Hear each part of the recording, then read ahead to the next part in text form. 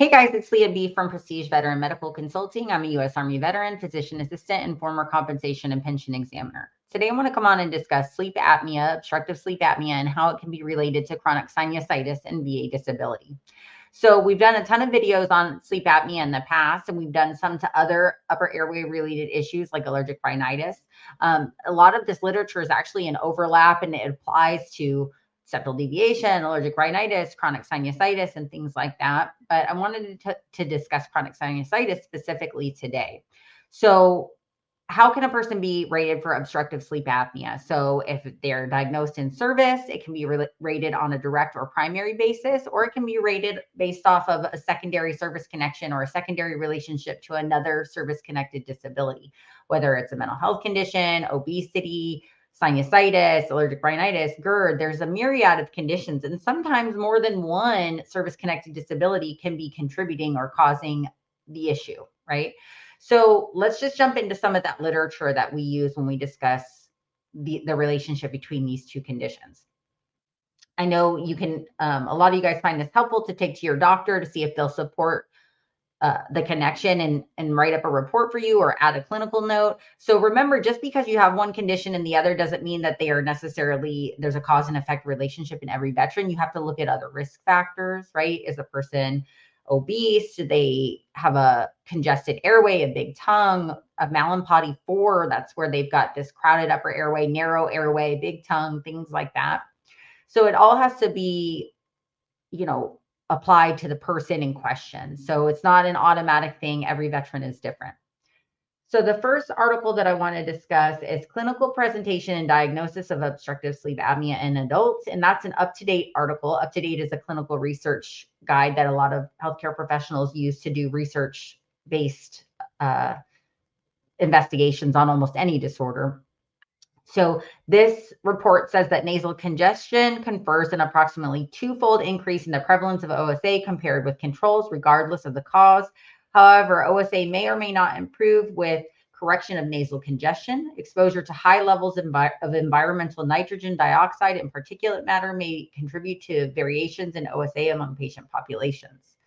Another article published in the Journal of American Medical Association in 2004, titled Risk Factors for Obstructive Sleep Apnea in Adults, discusses an approximately twofold increase in the prevalence of sleep apnea compared to controls, regardless of the cause of nasal congestion, likely secondary to decreased nasal patency. The current allergy and asthma report, dated May 2004, contained an article, Rhinitis and Sleep Apnea, which describes how the nose and pharynx begin the upper airway system and represent a continuum, resulting in the biological basis for mutual influences of rhinitis and sinusitis and OSA. A recent study of non-obese OSA patients also mentions that nasal resistance is an independent risk factor for OSA and an independent predictor of the apnea-hypopnea index. Rhinitis alone is associated with mild OSA and commonly causes microarousals and sleep fragmentation. So again, that's rhinitis versus sinusitis, but a lot of it is an overlap.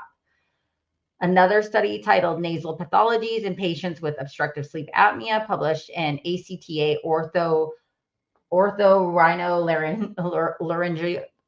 It's an Italian pronunciation, so I'm not even going to start. It's an Italian journal. In 2019, discusses how nasal breathing obstruction caused by a deviated septum, inferior turbinate hypertrophy, chronic rhinosinusitis, and chronic nasal inflammation from allergic rhinitis contribute to OSA. The authors report that mucosal inflammation leading to nasal mucosa swelling caused by the above conditions, include chronic sinusitis and allergic rhinitis, can contribute to upper airway patency, impairment, and thus OSA. So if you want that article, just drop some comments. It's an Italian journal, so it's an Italian pronunciation, and I'll copy paste it for you. Another article, The Linkage of Allergic Rhinitis and Obstructive Sleep Apnea, discusses rhinitis and chronic sinusitis again, and that was published in the Asian Pacific Journal of Allergy and Immunology in 2014. I'll give you guys one more. The role of the nose in snoring and obstructive sleep apnea, an update published in 2011 in the European Archives of Otorhinolaryngology, discusses the effects of nasal obstructiveness on breathing and sleep apnea. The authors state that the nose accounts for more than 50% of the total resistance of the upper airway, and nasal breathing serves important physiologic functions, including humidification, heating, and filtration. So those are some good articles. I usually like to go into the ratings for these things. It's not really my area of expertise. I'm not a legal professional. I am a medical professional. If you need, so disclaimer, if you need help with the claims filing or strategy process, it's always best to reach out to an accredited claims agent, BSO, or an attorney. Those resources can be found on va.gov. There's a great search tool that you can search your area. You can search all over the country for accredited legal representation. But I was going to go over the ratings, but they're sort of in flux right now. At the time of making this video, sleep apnea can be rated. Let me pull up those ratings. But again, that they're subject to change. Hang on one second. Most people get 50% if they've got a CPAP.